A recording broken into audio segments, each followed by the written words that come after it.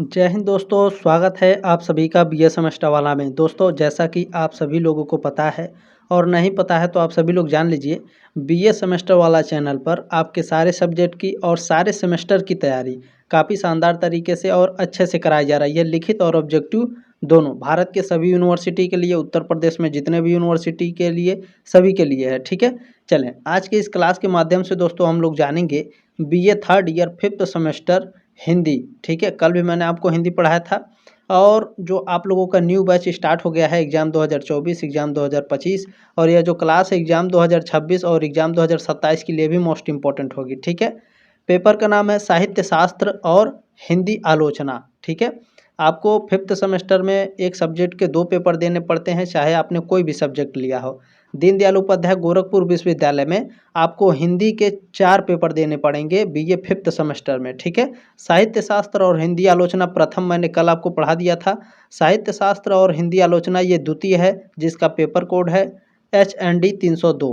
ठीक है, दीनदयाल उपाध्याय गोरखपुर विश्वविद्यालय का हिंदी का जो पेपर कोड है HND 302 है और इनको 4 पेपर देना है तो HND 301, HND 302, HND 303 और HND 304। ठीक है, ये बात ध्यान रखेंगे। तो आप लोगों के विश्वविद्यालय का जो भी पेपर कोड होगा आप लोग कमेंट बॉक्स में कमेंट करेंगे। ठीक है, HND 302 है, यानी जो आपका HND 302 है इसका मॉडल पेपर 1 है और क्लास भी 1 है। ठीक है, तो आप लोग ध्यान रखेंगे।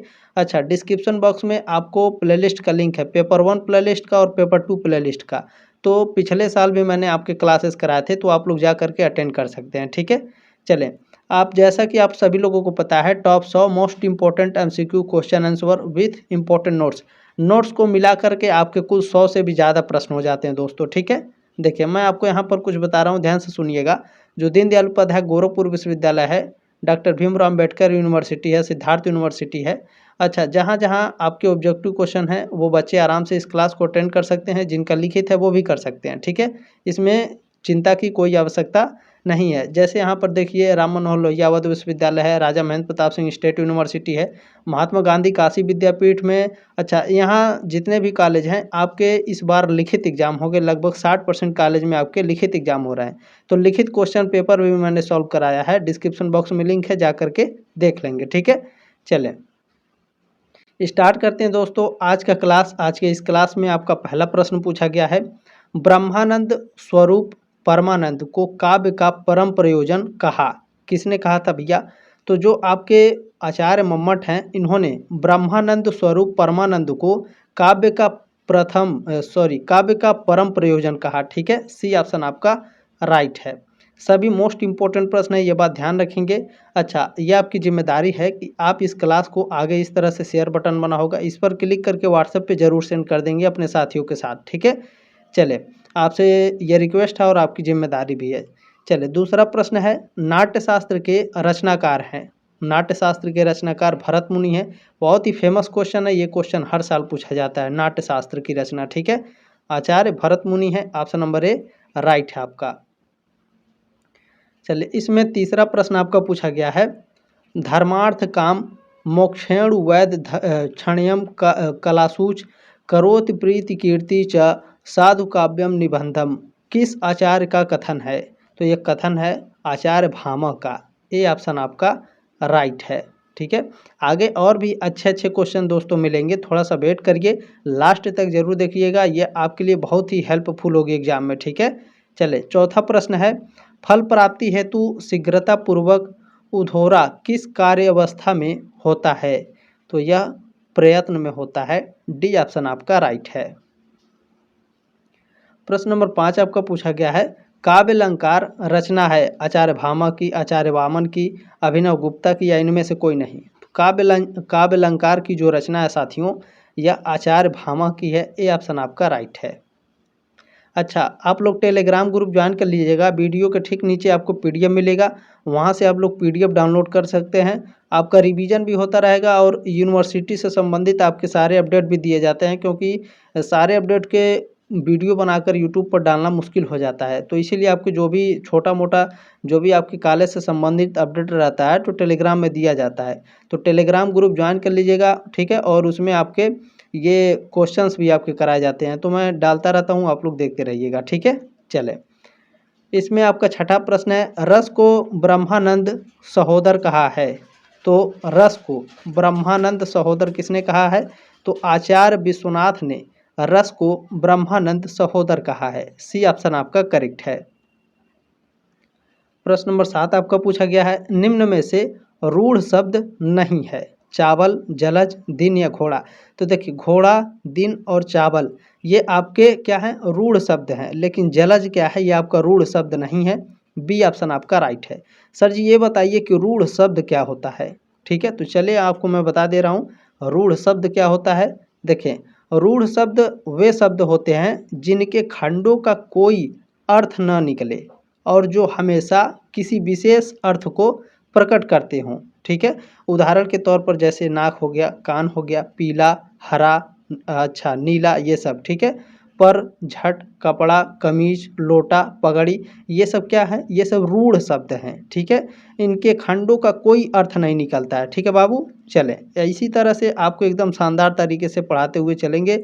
6 सेमेस्टर में भी आपको इसी तरह से पढ़ाएंगे। अच्छा, 6 सेमेस्टर के क्लासेस भी आपके मैंने कराए हैं। डिस्क्रिप्शन बॉक्स में तो लिंक नहीं है, डायरेक्ट प्लेलिस्ट में जा करके आप लोग देख लीजिएगा चैनल पर। ठीक है, बहुत ही शानदार तरीके से आपके क्लासेस कराए गए हैं और आपके अलग अलग कॉलेज के पेपर भी सॉल्व कराए हैं। ठीक है, चले 8वां प्रश्न है, वह किस प्रकार का शब्द है? यानी जो वह है यहाँ पर शब्द, यह किस प्रकार का शब्द है? विकारी है, अविकारी है या संज्ञा है? तो जो वह है यह एक प्रकार का विकारी शब्द है। ए ऑप्शन आपका राइट है। सर जी विकारी शब्द क्या होता है? चले मैं आपको बता दे रहा हूँ, देखें ध्यान से देखिएगा आप सभी लोग।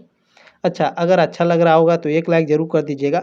लाइक करने से क्या होता है, यूट्यूब क्या करता है, वीडियो को रिकमेंड करता है दूसरे साथियों के पास। अगर आपके दोस्त नहीं जुड़े हैं व्हाट्सएप पर, अगर आप नहीं सेंड कर पा रहे हैं, तो अगर लाइक कर देंगे तो भी ये वीडियो रिकमेंड होता है धीरे धीरे बच्चों के पास। ठीक है, चले तो लाइक भी कर देंगे अगर अच्छा लगेगा तो।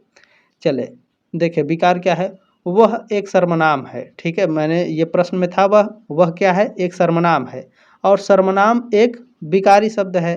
सर्वनाम का इस्तेमाल संज्ञा के स्थान पर किया जाता है। ठीक है सर जी, देखें जिन शब्दों का रूप परिवर्तन होता रहता है उन्हें विकारी शब्द कहते हैं। ठीक है, समझ में आया? जिन शब्दों का रूप परिवर्तित या परिवर्तन होता रहता है उन्हें विकारी शब्द कहते हैं। अब विकारी शब्द के कुछ उदाहरण हैं, ध्यान से देखिएगा। देखें संज्ञा में राम है, किताब है, दिल्ली है, प्रेम है। ठीक है, विशेषण में जैसे अच्छा है, बड़ा है, तीन है, सुंदर है। क्रिया में जैसे खाना, पढ़ना, जाना, सोना। ठीक है, ये क्या है? ये सभी विकारी शब्द हैं। ठीक है, चलें 9वां प्रश्न आपका पूछा गया है, निम्न में से विकारी शब्द कौन है? परंतु, कल, यहाँ या नीला। अभी मैंने आपको रंग के बारे में पढ़ाया है। नीला क्या है? नीला एक विकारी शब्द है। ठीक है, 9वें का डी ऑप्शन आपका राइट है। चलिए 10वां प्रश्न आपका पूछा गया है, काव्य बिंब एक ऐसा भावनात्मक चित्र है जो रूप आदि का आधार ग्रहण कर भावनाओं को तीव्र करता है। काव्य मुनि को सादृश्य तक पहुँच में समर्थ है। किसका कथन है? तो ये स्टेटमेंट सीडी लेविस ने दिया था। सी ऑप्शन आपका राइट है। प्रश्न नंबर 11 आपका पूछा गया साथियों, किसने कहा है? ठीक है, ये स्टेटमेंट किसका है? काव्य बिंब शब्दार्थ के माध्यम से निर्मित एक ऐसी मानव छवि है जिसकी मूल में भाव की प्रेरणा रहती है। तो ये स्टेटमेंट डॉक्टर नागेंद्र का है। ठीक है, ए ऑप्शन आपका राइट है।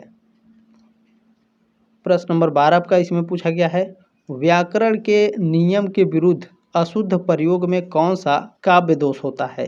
तो इसमें च्युत संस्कृति दोष होता है। ठीक है, ए ऑप्शन आपका राइट है। प्रश्न नंबर 13 आपका पूछा गया है, निम्न में से शब्द दोष नहीं है। तो देखें इनमें साथियों जो आपके दुरान्वय दोष है यह आपका शब्द दोष नहीं है। श्रुति कटुत्व दोष, च्युत संस्कृति दोष और अश्लील तत्व दोष, ये सभी क्या हैं? शब्द दोष हैं, लेकिन दुरान्वय दोष नहीं है। ठीक है, डी ऑप्शन आपका राइट है। इन तीनों का अच्छे से नाम याद रखिएगा, इन तीनों के बारे में आपके एग्जाम में पूछा जाता है। ठीक है, चलें प्रश्न नंबर 14 पूछा गया आपका, रीति को वचन विन्यास क्रम किसने कहा?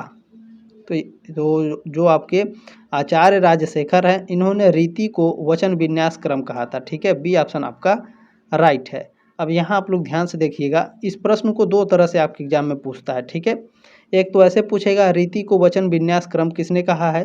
एक प्रश्न इसी प्रश्न को ऐसे पूछता है वाक्य विन्यास क्रमो रीति यह कथन किसका है, तो राजशेखर का है। ठीक है, ध्यान रखेंगे। अच्छा, राजशेखर के मुताबिक रीति का मतलब क्या है, वाक्य विन्यास। ठीक है, चलें प्रश्न नंबर 15 आपका पूछा गया है रीति को एक केंद्रीय तत्व के रूप में स्थापित करते हुए किसने कहा विशिष्ट पद रचना रीति, तो यह आपके कहे हैं आचार्य वामन ने। सी ऑप्शन आपका राइट है।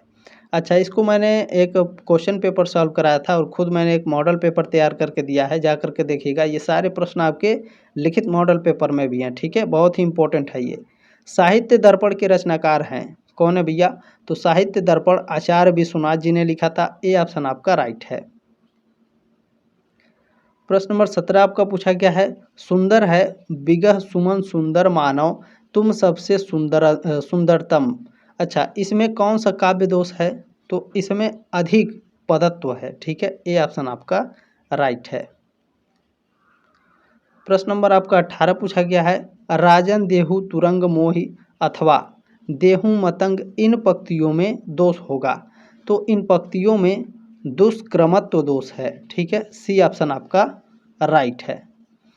चले आगे बढ़ते हैं, आपका अगला प्रश्न देखते हैं इसमें क्या पूछा गया है। प्रश्न नंबर 19 आपका पूछा गया है रस के अपकर्ष दोष कहलाते हैं, यह परिभाषा किसका है। यह परिभाषा आचार्य विश्वनाथ का है। ये ऑप्शन आपका राइट है। प्रश्न नंबर 20 आपका पूछा गया है गुण के विरोधी दोष कहलाते हैं, पक्ति है, तो यह पक्ति जो है आचार्य वामन का है। ठीक है, गुण के विरोधी दोष कहलाते हैं, यह पक्ति किसका है, आचार्य वामन का। बी ऑप्शन आपका करेक्ट है। प्रश्न नंबर 21 आपका पूछा गया है जहाँ काव्य सुनने में कटु लगे वहाँ कौन सा दोष होता है, तो वहाँ आपका श्रुति कटुत्व दोष होता है। ठीक है, ये ऑप्शन आपका राइट है। अभी मैंने शुरू में क्या कहा था कि आप इन सभी नामों को अच्छे से याद रखिएगा, श्रुति कटुत्व दोष। ठीक है, ध्यान रखेंगे। 22 नंबर प्रश्न आपका पूछा गया है कविता में निहित अर्थ बिना कोशिश के प्राप्त हो जाए वहाँ कौन सा गुण होता है, तो वहाँ प्रसाद गुण होता है। बी ऑप्शन आपका राइट है।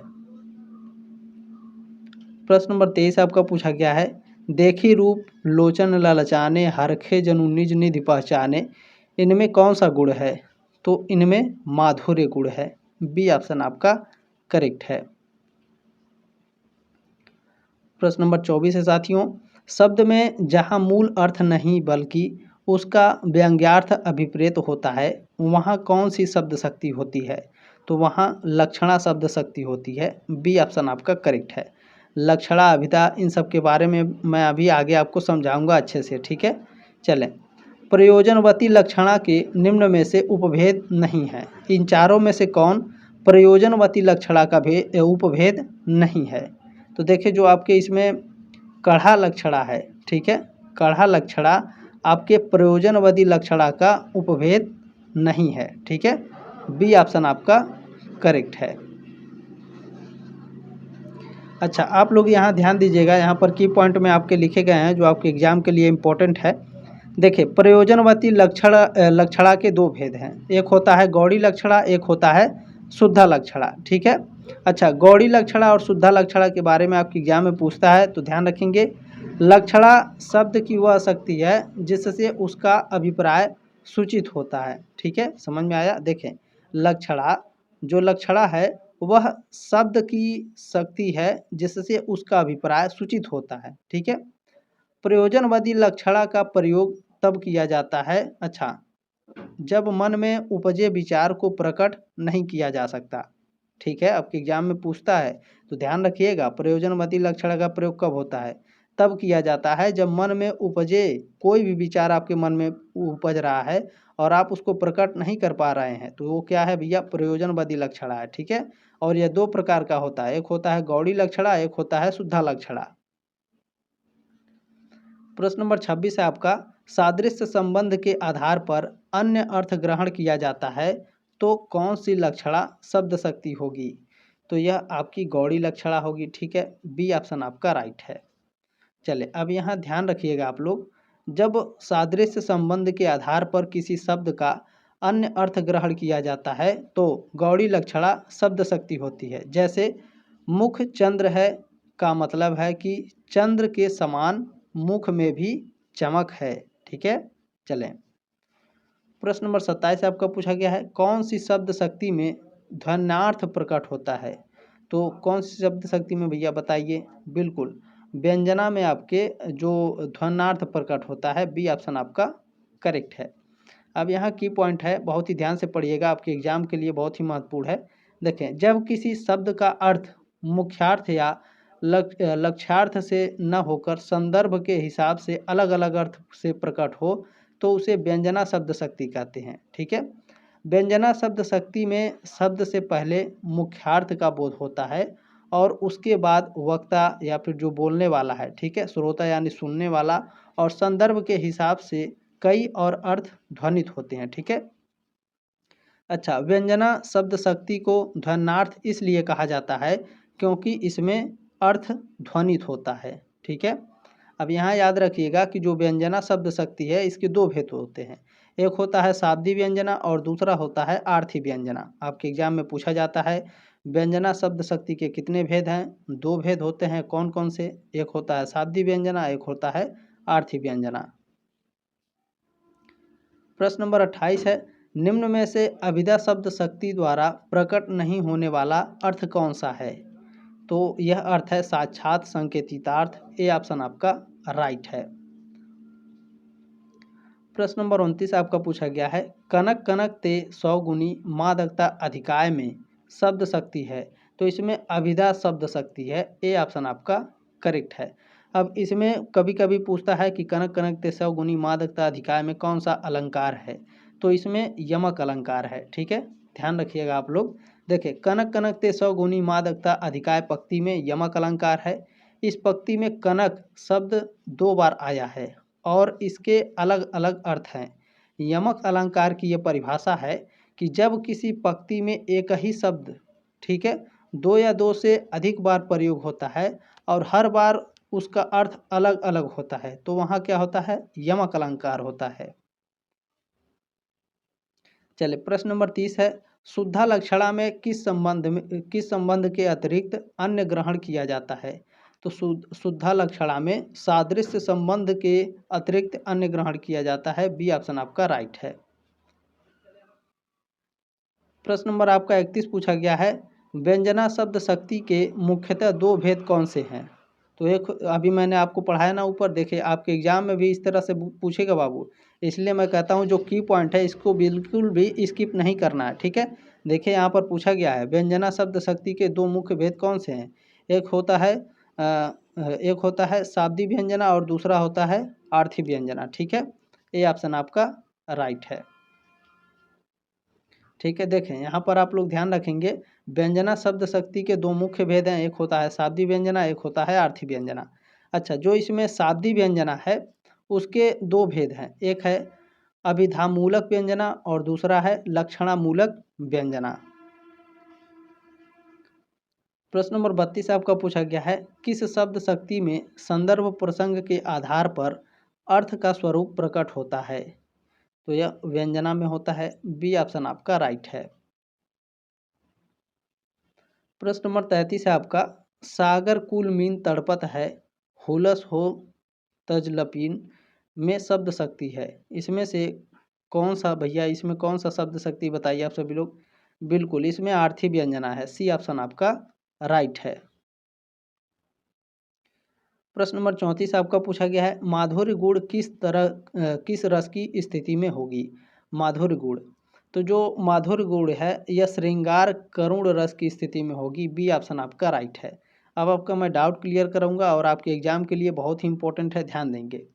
माधुर्य गुण विशेष रूप से श्रृंगार, शांत और करुण रस में पाया जाता है। ठीक है, अब ध्यान रखिएगा, श्रृंगार, शांत और करुण रस में माधुर्य गुण पाया जाता है।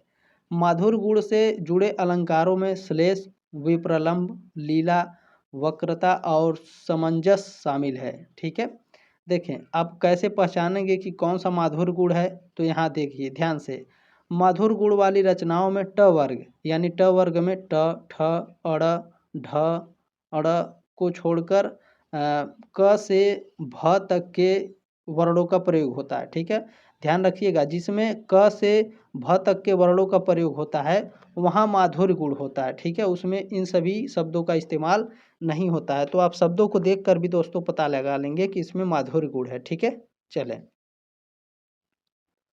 प्रश्न नंबर 35 आपका पूछा गया है, रस का उत्कर्ष करने वाले क्या कहलाते हैं? रस का उत्कर्ष करने वाले काव्य गुण कहलाते हैं। बी ऑप्शन आपका राइट है। प्रश्न नंबर 36 है, सामान्य काव्य गुण माने गए हैं। सामान्य काव्य गुण ओज गुण, माधुर्य गुण और प्रसाद गुण। सामान्य काव्य गुण 3 माने गए हैं, ओज गुण, माधुर्य गुण और प्रसाद गुण। ठीक है, ऑप्शन नंबर डी आपका राइट है। प्रश्न नंबर आपका 37 पूछा गया है, भरत मुनि एवं दंडी ने काव्य के गुण माने हैं। तो भरत मुनि और जो आचार्य दंडी है, इन दोनों लोगों ने काव्य के 10 गुण माने हैं। डी ऑप्शन आपका राइट है।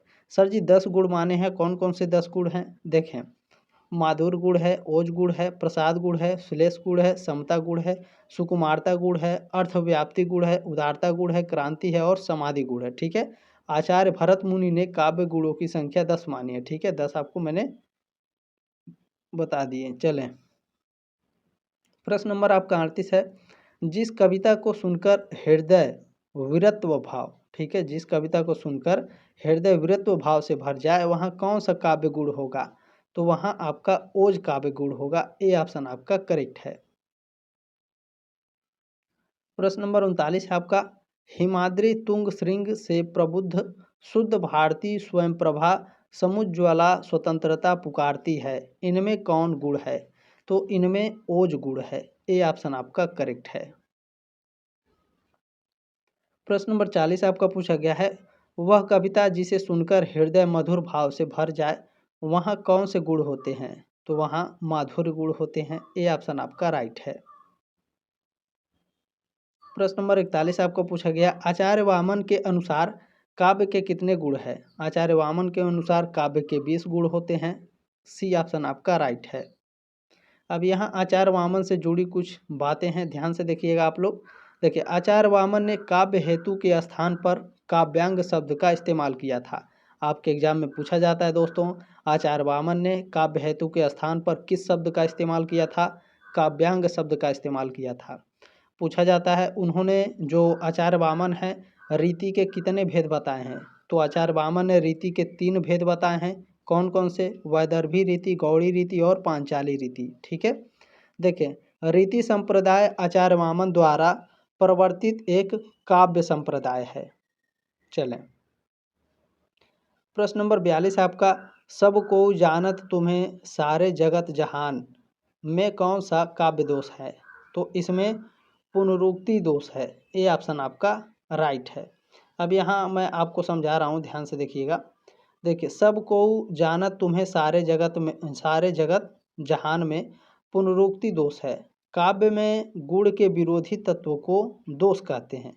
काव्य दोषों को 3 भागों में बांटा गया है या 3 वर्गों में बांटा गया है। पहला है शब्द दोष, दूसरा है अर्थ दोष और तीसरा है रस दोष।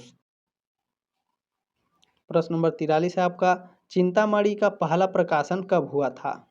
यानी जो चिंतामणि आपकी रचना है इसका प्रकाशन कब हुआ था? 1939 में चिंतामणि का प्रकाशन हुआ था। ए ऑप्शन आपका राइट है।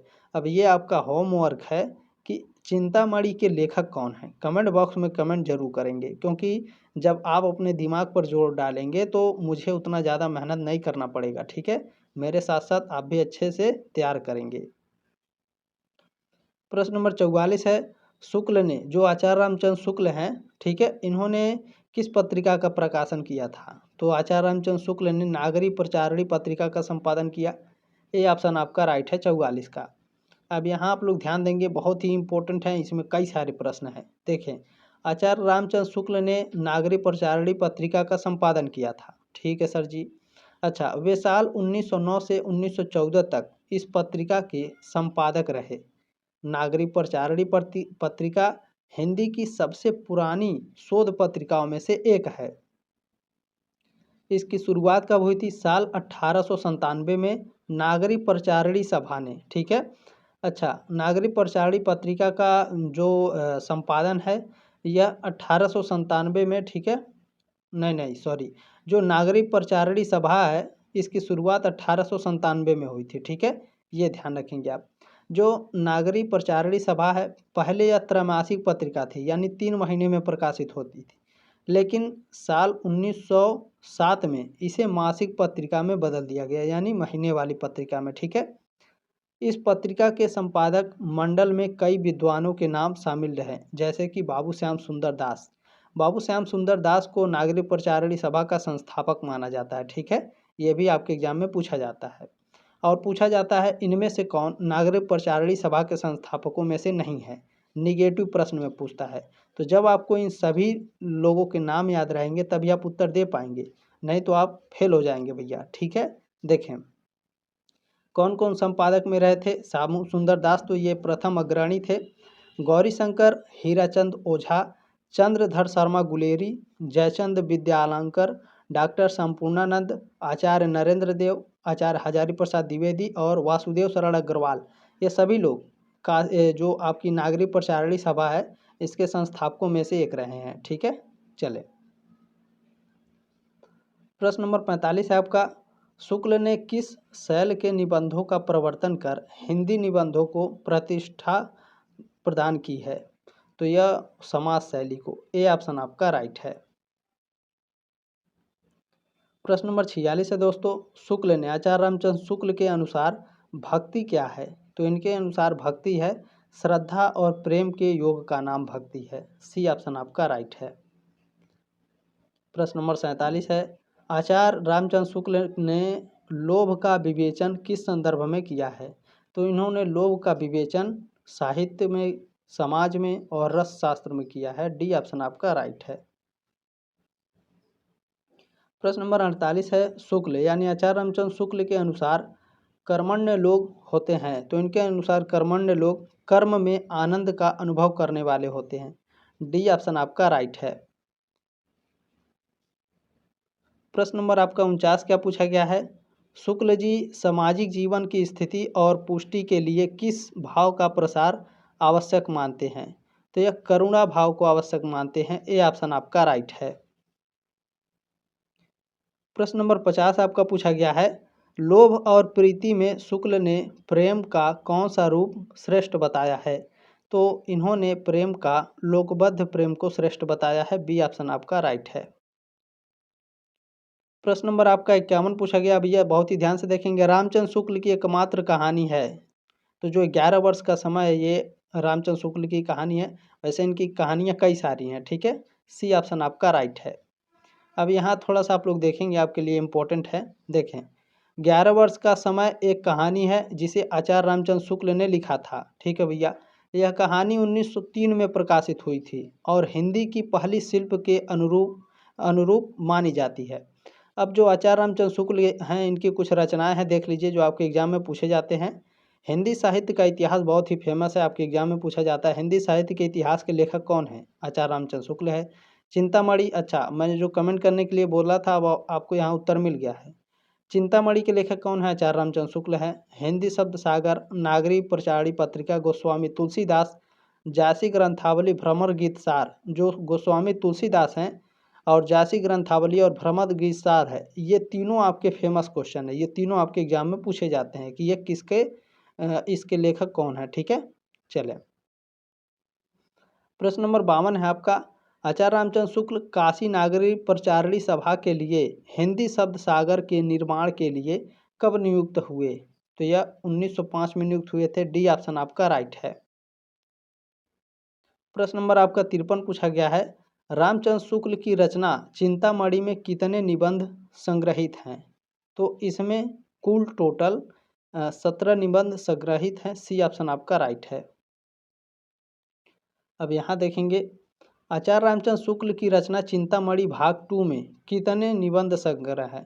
चिंतामणि के 4 भाग थे और चारों अलग अलग डेट में प्रकाशित हुए थे और उनमें अलग अलग निबंध संग्रहित हैं, ठीक है। तो जो भाग 2 है इसमें आपके टोटल कुल 21 निबंध हैं, सी ऑप्शन आपका राइट है।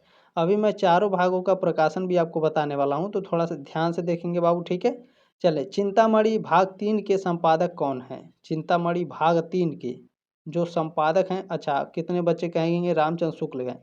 ऐसा नहीं है बाबू, देखें डॉक्टर नामवर सिंह चिंतामणि भाग 3 के संपादक हैं। ठीक है, सी ऑप्शन आपका राइट है। अब देखिए, अब बहुत ही ध्यान से देखिएगा, चाहे तो आप इसका स्क्रीनशॉट ले लीजिएगा, चाहे तो पीडीएफ डाउनलोड कर लीजिएगा। चिंतामणि भाग 3 के संपादक कौन है भैया? नामवर सिंह। ठीक है, अच्छा चिंतामणि भाग 3 1983 में प्रकाशित हुई थी। इसे आचार्य रामचंद्र शुक्ल के 21 निबंध शामिल है। ठीक है, इसमें आचार्य रामचंद्र शुक्ल के 21 निबंध शामिल हैं भाग 3 में। ठीक है, अब यहाँ देखिएगा, बहुत ही इम्पोर्टेंट है। चिंतामणि के अन्य भागों के संपादक और प्रकाशित होने की तारीख। भाग 1 को किसने प्रकाशित किया था? आचार्य रामचंद्र शुक्ल स्वयं ने किया था। कब किया था? 1939 में।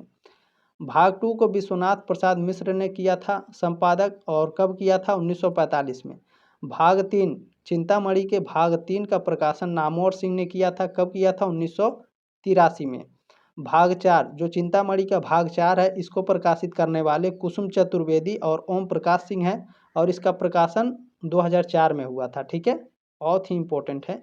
अच्छा, आप लोग कॉम्पिटिटिव एग्जाम की तैयारी करते होंगे तो भी आप मेरा क्लास देखते होंगे तो आपको काफ़ी मज़ा आता होगा। ठीक है, चलें, प्रश्न नंबर 56 है दोस्तों, रामचंद्र शुक्ल ग्रंथ हिंदी साहित्य का इतिहास पहले किस नाम से प्रकाशित हुआ? तो यह पहले हिंदी साहित्य का विकास के नाम से प्रकाशित हुआ था। ए ऑप्शन आपका राइट है। अब यहाँ थोड़ा ट्विस्ट है, ध्यान से देखिएगा, मज़ा आएगा। आचार्य रामचंद्र शुक्ल द्वारा लिखा गया ग्रंथ हिंदी साहित्य का इतिहास पहले हिंदी साहित्य के विकास के नाम से प्रकाशित हुआ था, लेकिन यह किताब साल 1929 में प्रकाशित हुई थी, ये भी आप ध्यान रखेंगे। अच्छा, इन सब का प्रकाशन वर्ष भी पूछता है, तो इसलिए मैं प्रकाशन वर्ष भी आपको बताता रहता हूँ। ठीक है, कॉम्पिटिटिव एग्जाम में भी ये आपको पूछा जाता है। 57 नंबर प्रश्न है, हजारी प्रसाद द्विवेदी ने हिंदी का प्रथम कवि किसे माना है? तो आचार्य हजारी प्रसाद द्विवेदी ने हिंदी का प्रथम कवि अब्दुल रहमान को माना है। ठीक है, ये ऑप्शन आपका राइट है। प्रश्न नंबर आपका 58 पूछा गया भैया, भक्तिकालीन साहित्य को भारतीय विचारधारा का स्वाभाविक विकास किसने माना? तो किसने माना है बताइए? बिल्कुल आचार्य हजारी प्रसाद द्विवेदी ने भक्तिकाल साहित्य को भारतीय विचारधारा का स्वाभाविक विकास माना है। ठीक है, सी ऑप्शन आपका राइट है। चले, 59 नंबर प्रश्न आपका पूछा गया है, हजारी प्रसाद द्विवेदी के किस उपन्यास में राष्ट्रीय स्वाधीनता आंदोलन की अभिव्यक्ति है? तो इनकी जो रचना है वाणभट्ट की आत्मकथा, इसमें ये उपन्यास है। ठीक है, इस उपन्यास में राष्ट्रीय स्वाधीनता आंदोलन की अभिव्यक्ति है। ठीक है, वाणभट्ट की आत्मकथा में। ठीक है, चले, बी ऑप्शन आपका राइट है। प्रश्न नंबर 60 आपका पूछा गया है, हजारी प्रसाद द्विवेदी का जन्म कब हुआ था? यह भी इम्पोर्टेंट है भैया। तो 1907 में हजारी प्रसाद द्विवेदी का जन्म हुआ था। डी ऑप्शन आपका राइट है। अब इनकी मृत्यु कब हुई थी? इनके माता पिता का क्या नाम था सर जी? ये भी बताइए। बिल्कुल बताएंगे। देखिए, आचार्य हजारी प्रसाद द्विवेदी का जन्म 19 अगस्त 1907 को उत्तर प्रदेश के बलिया जिले के दूबे का छपरा गांव में हुआ था। उनके पिता का नाम अनमोल द्विवेदी और मां का नाम ज्योतिषमती था। 19 मई 1979 को ब्रेन ट्यूमर से दिल्ली में उनका निधन हो गया था। ठीक है, तो यह क्लास अगर अच्छा लगा हो तो प्लीज़ इसे शेयर ज़रूर करिएगा अपने साथियों के साथ, एक लाइक करके जाइएगा, चैनल को सब्सक्राइब जरूर करिएगा दोस्तों। पहले आप जाकर देख लीजिए प्लेलिस्ट में 6 सेमेस्टर की क्लास, उसके बाद सब्सक्राइब कीजिएगा। मैं बहुत ही शानदार तरीके से इसी तरह आपको पढ़ाता रहूँगा। ठीक है, ये मेरी जिम्मेदारी और मेरी रिस्पॉन्सिबिलिटी है। चले, तो दोस्तों सब्सक्राइब जरूर करेंगे, एक लाइक करके जाइएगा। जल्दी मिलते हैं आपके मॉडल पेपर 2 में, तब तक के लिए जय हिंद, वंदे मातरम।